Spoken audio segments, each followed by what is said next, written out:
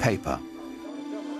Around the year 700, 750, when Muslim armies reached Central Asia, they encountered paper for the first time. And very quickly, the Muslim bureaucracy started using paper. You find that, within 50 years it's in Syria, and then a few years after that it's in Egypt, and then it's in North Africa, and then it's in Sicily, and then it's in Spain. And that's where Europe learned to make paper from. They learned to make it from the Arabs. We begin to have people with family names like papermaker. So in other words, not only that paper was available, it must have become a very, very widespread industry. And hence, the acquisition of books must have also become very easy. With the wide use of books and paper, hundreds of scribes, some of whom were women, were kept busy transcribing the translations and new writings of the Baghdad scholars. All of this knowledge that's being acquired from the Greeks and from the Indians and from Central Asia and stuff is all being written down in books on paper, and that these books are being copied and recopied and sent around. We know, for example, that there was a street of booksellers with more than 100 shops, each one with paper and books for sale. And this is a time when, in Europe, a monastery would be lucky if it had 5 or 10 books. While the monks of the West were hoarding their wisdom on scraps of expensive parchment, paper enabled Islamic civilization to spread its newfound knowledge far and wide, creating a single community linking 3 continents. So the chief distinction, therefore, of Islamic civilization, in addition to the fact that it made new leaps of originality, new transformations in traditions of learning and everything else possible, is the fact that it enabled human beings to consider the possibility of thinking about the globe as a single unit, humanity. In all the broad empire, there was one place the Christian world could experience the lifestyle Muslims now took for granted: southern Spain.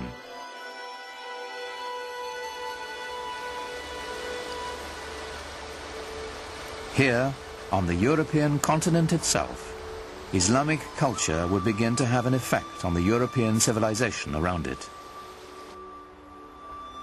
1,000 years ago, the Spanish city of Cordoba was a center of learning and culture that rivaled Baghdad. Today, Cordoba's narrow lanes hearken to its medieval past. During the Dark Ages, this was the most prosperous and sophisticated metropolis on the continent. It had streetlights and paved roads, libraries, hospitals and palaces. This was a city of light, a Muslim city. The city of Cordoba in the 9th and 10th centuries was one of the biggest and most exciting in Europe. We have descriptions of it by people coming and saying, all these flowers everywhere, this open streets, this wonderful light coming down. Northern cities were dark. Cordoba had running water. People lived in big houses. In contrast, in Paris, people lived in shacks by the side of the river.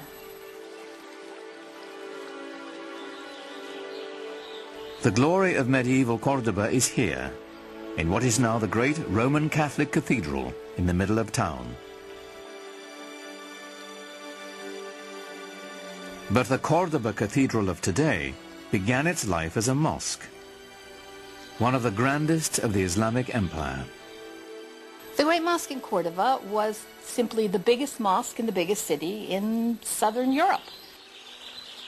When you climb up into the church tower, which used to be a minaret, you look out over this expanse of roof, it's quite amazing to see this cathedral, complete with flying buttresses, popping up out of the middle of this massive mosque.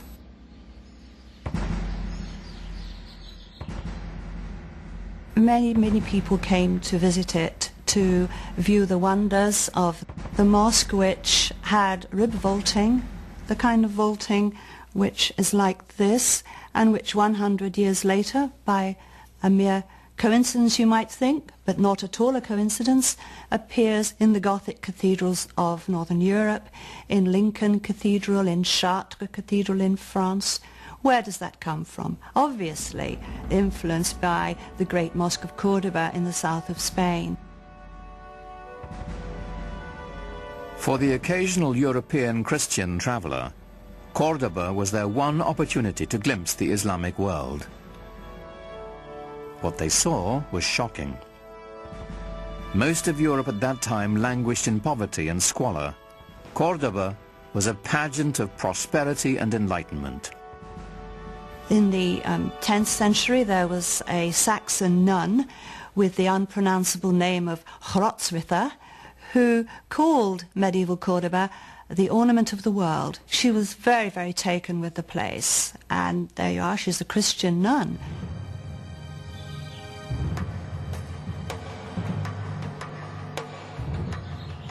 As Europeans made their way from the cold stone of their northern castles into the glorious Muslim cities of southern Spain, they couldn't help but be impressed. In the green hills above Granada was a palace of startling elegance, a shining example of the richness and sophistication Islam brought to medieval Europe. It is called the Alhambra. The Alhambra is perhaps the most famous example of Islamic architecture to most Westerners. It is the best remaining example of what a medieval Muslim palace would have looked like.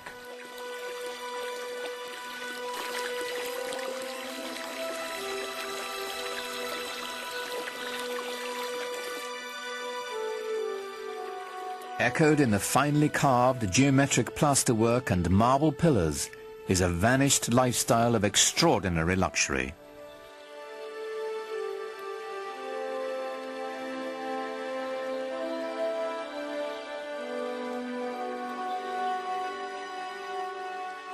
The Alhambra reveals the pinnacle of Islamic culture and urbanity. The beauty of the Alhambra is not so much in the individual details. No, it's more the combination of everything. That is, this wonderful sort of orchestrated interplay of different textures and surfaces, of light and space and water playing inside and outside of buildings.